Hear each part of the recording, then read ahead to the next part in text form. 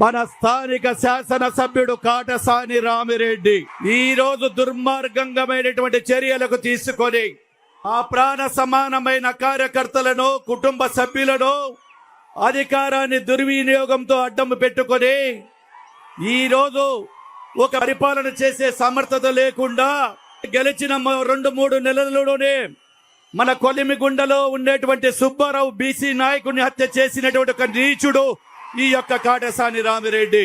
బీసీల మీద ప్రేమ చెప్పేటువంటి ఈ నాయకుడికి వల్ల బీసీలను కేవలం రాజకీయం కోసం ఒక్కడి గుర్తింపు కోసం ఈ రోజు ఒక మనిషిని హత్య చేశారు. ఈ రోజు బనగానపల్లె జనంలో ఎస్సీ కేసులు, ఎస్టీ కేసులు, అటెంప్ట్ మర్డర్ కేసులు, బైండ్ ఓవర్ కేసులు, రౌడీ షీటర్లు వందలాదిగా తెరిచాడు. ఇన్ని వందల కేసులు పెట్టినా మా యొక్క తెలుగుదేశం కార్యకర్తలు కానీ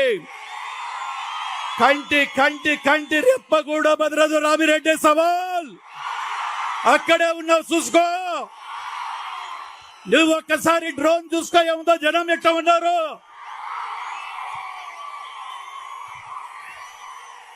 మా కంటి రెప్ప భయపడదు.